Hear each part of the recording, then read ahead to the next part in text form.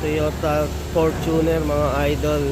Ayan, D4D. Ayan, naranasan nyo po ba yung may lumagotok sa inyong pagpreno mga idol, tapos timigas na yung ating preno?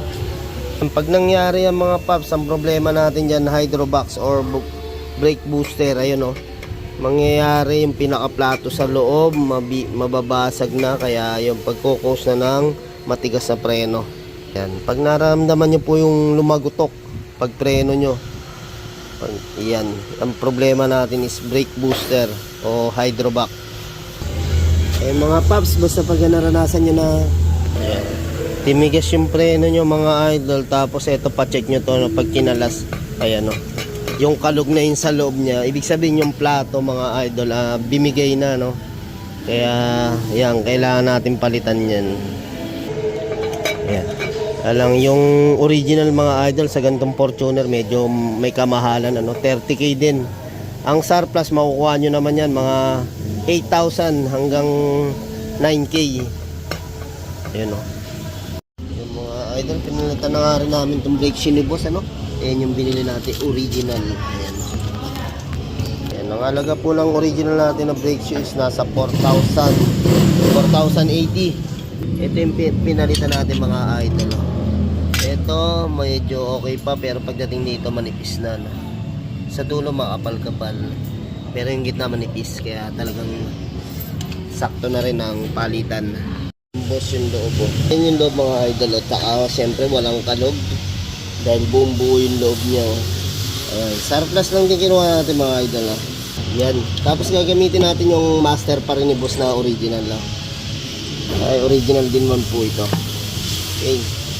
Sa mga booster o hydrobox pa, mga idol, meron yung may sensor, meron yung wala. Kaya pagka bumili kayo may sensor, yan, titingnan nyo po ito. Yan, pareho sila. Yung mga idol, kakabit na nga natin yung pinaka brake booster o hydrobox. Ayan, dyan po nakalagay yan. Ano ang ginawak nila?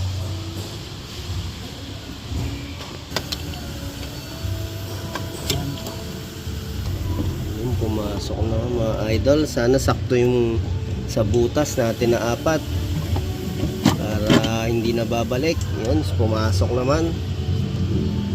Yan mga idol, pagka ganun nangyari, matigas yung preno, wag na po natin piliting gamitin yung sasakyan ng mga paps, kasi medyo delikado yan. Hindi kumakagat yung preno natin na maganda, kasi nagpapalakas ang preno talaga sa atin is yung hydrobox.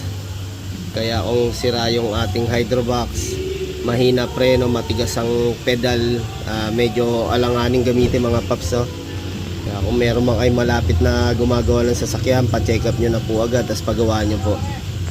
Yun, tinutornilyoan na nga natin yung 4 na tornilyo sa loob.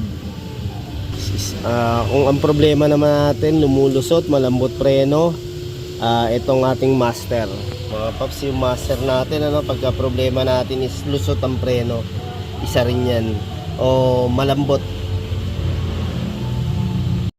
Okay mga paps, bali tinest drive nga natin yung Fortuner ni boss, ni idol. Okay na, bumalik yung preno na medyo malambot lang, tsaka kumakagat na maganda no. Sa mga ganon, may mga ganon pangyayari mga idol ano.